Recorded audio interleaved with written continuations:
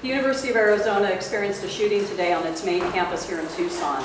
At approximately 2 p.m., a person entered the John W. Harshbarger building, and one victim was shot. The suspect was initially described as a white male, about 5 feet 8 inches tall, 35 years old, with short brown hair, and wearing a blue baseball cap. We initially had sent out U-alerts and emergency messaging to the campus to stay clear of that area as we cleared the building. And I do have a few other updates. I'd like to share a timeline of the incident, if I may. At 1:59 p.m., the University of Arizona Police Department received a call from someone in the Harshbarger building who reported that a former student was in the building. The student wasn't allowed to be in that building. The caller wanted the man escorted out of the building by the police. The University of Arizona Police Department was en route when we received an additional report that someone had been shot inside the Harshbarger building. At 2:06 p.m., we received a second report of that same shooting, not an additional shooting. And then at 2:07 p.m., the reporting party said that the suspect had fled the scene, running away out the main doors of the Harshbarger building. At 2:13 p.m., Tucson fire personnel arrived at the scene to treat one victim who had been shot, and that person was transported to Banner University Medical Center. Unfortunately, in the emergency room, the victim was pronounced deceased by medical personnel. This is regarding case number U, as in Union, 22-1005-0007. Since that time, we identified the suspect who has since been taken into custody. Our custody time today is 1710 hours, and it was the Department of Public Safety that took the suspect into custody after a traffic stop just outside Gila Bend, Arizona.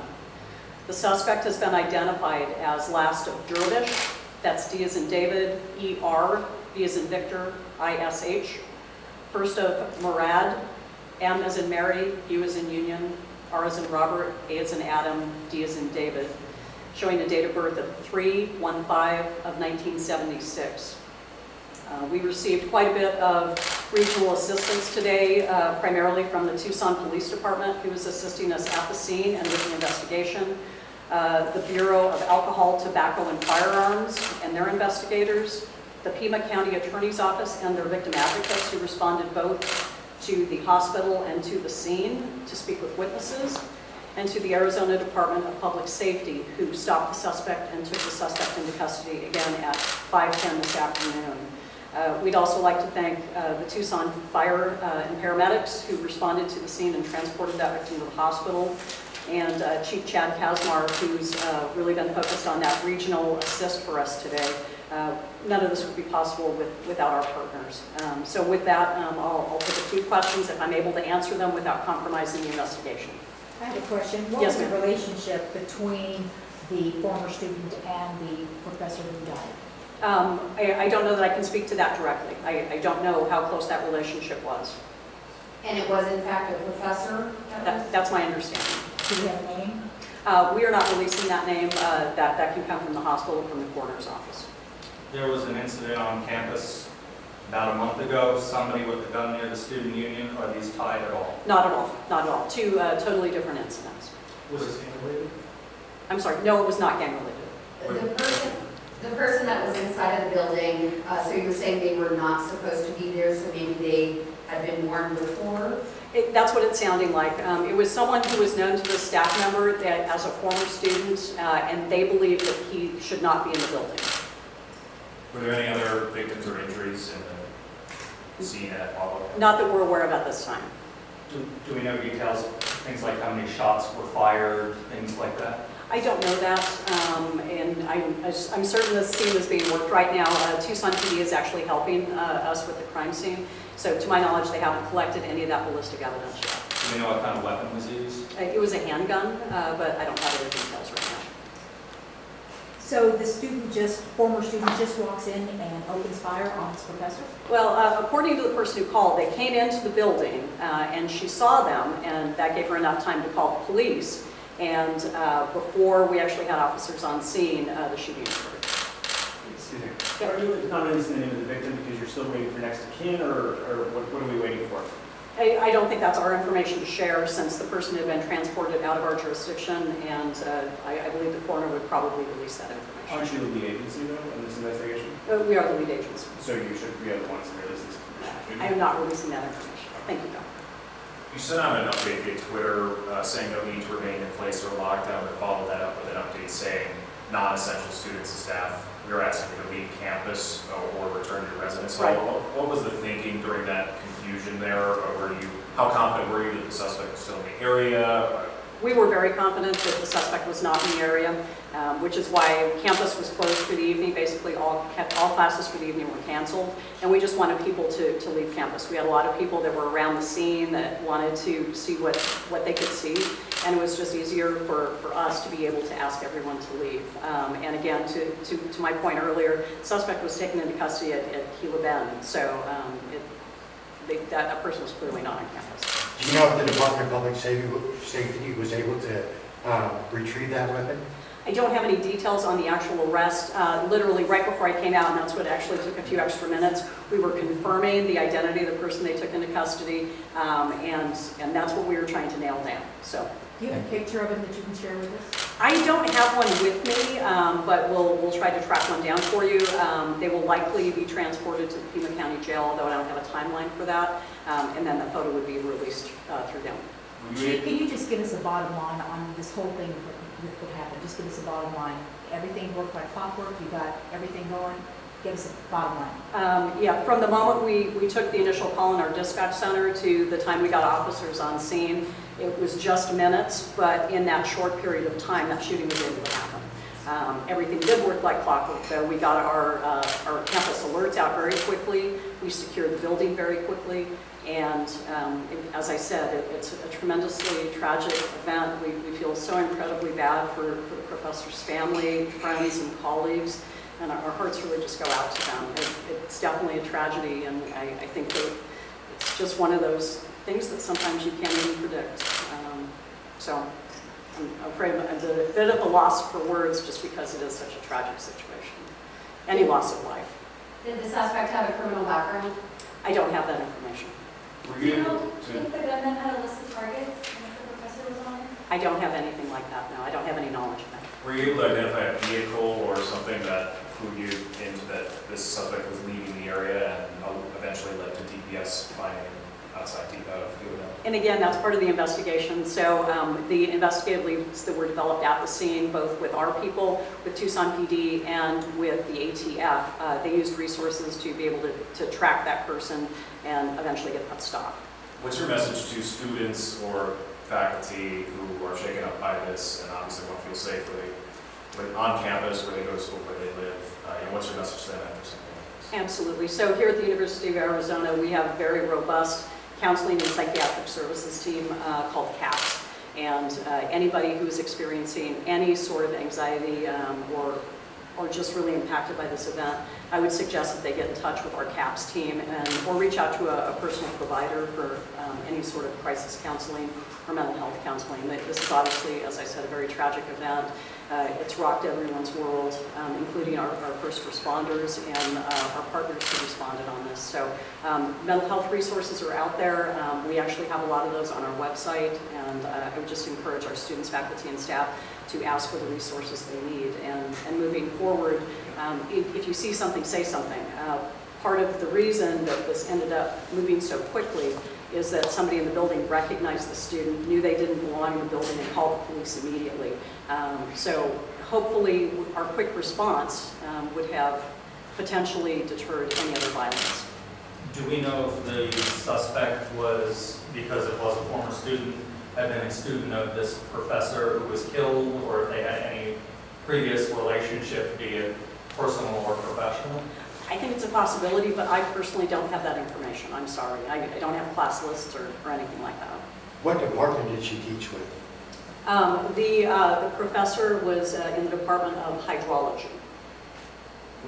As a student at the University of Arizona, what's it look like for me community safety? Like, I would be concerned for my safety now that gun violence is on the rise and that we just had a shooting on campus. Sure. And I'm flanked by people who have been with this department much longer than I have. and this is such an anomaly for the University of Arizona. We've had quite a bit of crime on the outskirts of campus, kind of outside of what I would describe as kind of our island, which is basically pretty safe. And I think that the takeaway for a lot of people is that people who are angry or people who are experiencing mental health issues, and again, I don't know what the suspect's issue was in this particular case, but if you see something, not just say something, but do something. If you know somebody is struggling with mental health issues or anger issues, that you reach out, and it doesn't always have to be calling the police department, but tell somebody what's going on and share that information, because I'm sure we're all tired of hearing of these situations occurring. It happens coast to coast, and it's happening on a daily basis, and now it's happened here. And I'm sure that's devastating for all of us who are so close to this community. The professor, was this a male or female? It was a male professor. Sorry, just as a follow-up question, what does it look like in terms of you guys? Are you going to be out patrol? Are there going to be metal detectors in schools? Are there going to be more security cameras? Anything that because I can only do so much as a student. Sure. There are going to be metal detectors in classrooms. There are not going to be metal detectors in buildings by and large. We do have metal detectors at major events. So if you go to any sort of event, whether it's a musical on campus, if you're going to a football game, you are going to go through some sort of security screening, but that's probably not happening in all the buildings on campus. What we have at our disposal are we have a Live Safe app that students can use. We have a messaging system in most classrooms, like a panic button. And this just happened to have occurred in our office. And again, it would be wonderful if we could all feel secure in our workplaces. And I think what it comes down to is that in our society right now, if somebody is angry enough or focused enough, that something like this can happen, unfortunately. What does tomorrow look like for students, faculty, staff in that building? Is that building closed, not indefinitely, but certainly for a while, or is it just a section? And are classes even campus-wide on for tomorrow? Classes are on for tomorrow across campus, maybe not in that building, and we're going to have to talk to the building proctor. I'm not sure how long it's going to take to process the crime scene. Certainly, I would imagine the next 4 or 5 hours and maybe longer.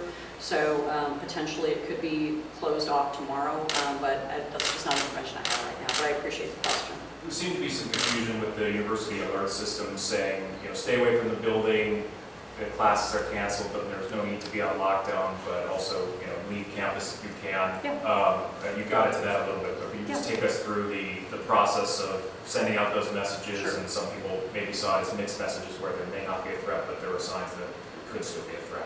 Well, and I think it's all in the semantics, right? If we lock down tens of thousands of students, does that mean that we then have to go classroom to classroom to classroom, and how many thousands of classrooms are we going to have to go to clear those and tell people it's okay and that they don't have to shelter there anymore? The best information we have is that the suspect was gone. And as I said, and without sharing a lot of investigative information, we had relatively good information that this person was trying to get as far away from here as possible. So that's why we wanted to encourage people to get off campus. If they could leave, please leave. And we didn't want to lock anyone down just because of the logistical nightmare that would have occurred. Are you able to tell us why the suspect wasn't allowed to be in that building, specifically if there were any altercations prior or anything like that? I don't have details on that. That very well may be the case. As I said, right before I came out, we didn't even have a confirmation that we had custody. And by we, I mean the Department of Public Safety and law enforcement. So it's all been very rapidly evolving. I will tell you, I was on scene within the first 5 minutes of this call coming out. So I was there with the officers, I was there with the witnesses. And again, it's something that it seems like, yes, it happened about 3 hours ago, but it was a rapidly evolving situation. And then it's trying to look at all those building block pictures and figuring out logistically what we need to do for the integrity of the investigation. So I wish I had more information for you, but I've shared everything that I had right up until the moment I walked out. So I hope that helps you out tonight. So who's responsible for people who are banned from UA campus? Is that something that UAPD keeps track of, or is it something that individual departments are keeping track of? Individual departments probably know those people the best and know them on site. We have an exclusionary order system here at the university, and again, information on the website if you want a little more detail about that. But we do keep records on file, and certainly we'll be going back and looking through those. To my knowledge, there's no existing exclusionary order on this person. Can you tell us about how many people witnessed the actual crime? At least 2 people in that initial area, but there were other people that saw the suspect run from the building. Okay, have you been able to interview those witnesses to get their information? Well, they're still at the scene, so I would imagine our investigators are still talking to them. Thank you. The actual shooting happened in an office, is that correct? Yeah. How long was the shooter on campus? Well, from the timeline, I don't know when they got on campus. I can only tell you when they were first seen in the building, which was that 1:59 time, and then the time they fled.